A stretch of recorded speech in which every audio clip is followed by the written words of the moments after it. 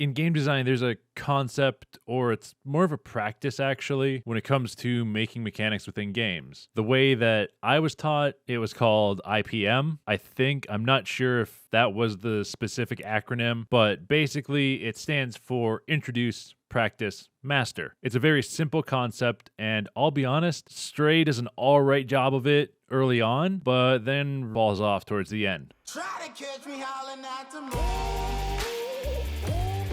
Stray introduces a lot of mechanics early, like a good game should. They introduce their controlling mechanics, switch mechanics, inventory systems, and combat mechanics early enough that the IPM system works for these mechanics. Before I get to what I actually want to talk about, let's look at an example of IPM from Stray. We'll use the combat mechanics to display this. First off, the combat is a simple concept and it's very straightforward. Hold left trigger to shine your UV light at the enemies and they'll pop. Simple, straightforward combat for a puzzle platformer. First, we have the introduction to combat. You have to be protected by Doc using the UV light while trying to get back to him after turning on the generator. Then he installs the light onto your drone, and you have to escort him back to the slums using it. That's your introduction to combat. Now, for practice, you head through the sewers, encountering different areas of enemies that are all in small groups. This lets you practice with your new mechanic and learn how long before the light burns out, and you have to wait for it to recharge. There are a few different areas which are slightly stepping up their difficulty as you head through the sewers. Then at the end of the sewers level, you have your mastery area. This area has multiple sets of enemies spawning and attacking you, so you have to regulate between using your light and running away while it recharges. But since you've used your light so much already, you should know its cooldown and be able to see through its visual feedback that it's getting low. So you then will regulate it. And that is your basic concept and setup of an IPM using Stray's combat. Now, where Stray fails at this concept, in my opinion, is in its last 3 levels where they introduced 3 new mechanics. But for 2 of those mechanics, there's no practice or mastery areas to use those mechanics in. The mechanics I'm talking about are the stealth, trapping, and co-op action mechanics. You use stealth in 2 levels, trapping is only used like twice altogether, and co-op actions are only used once altogether. And by co-op, I mean having B12 do something and the cat do something else. Not like using robots as step stools. Out of these 3 mechanics we're introduced to so late in the game, the only mechanic that has a full IPM is the stealth mechanic. Stealth is introduced in the factory level, along with that level being a practice area for it, and at the end of the jail level being its mastery area. So that whole mechanic has a decent IPM setup, but trapping and co-op only ever have an introduction area with no practice or mastery areas. It would have been nice for the game to be a bit longer so they could make use of those mechanics before the game was over. Using those mechanics during the control room section of the game would have made the game feel complete from a gameplay perspective by giving the player time to practice and master those mechanics by the end of the game. And when you introduce new mechanics so late into the game, the player doesn't have enough time to use those mechanics and feel comfortable with them, and it makes the game feel incomplete, and it makes it feel kind of disappointing from a gameplay perspective. If they were going to do anything with those 2 mechanics, it should have been during the control room section of the game, so the player could feel satisfied with the ending from a gameplay and an emotional perspective. The gameplay in the whole control room section is unsatisfying to me, and it doesn't feel like it's a very good ending. I do want to talk about why I think the whole control room section of the game is disappointing, but I think this video is getting long enough, so I'm going to save that for Monday's video, because everything I want to talk about and show is going to take a little bit, and I think that whole thing deserves its own video. So I'm going to close out this video for today, and I hope you guys have a royal day, and I'll talk to you later.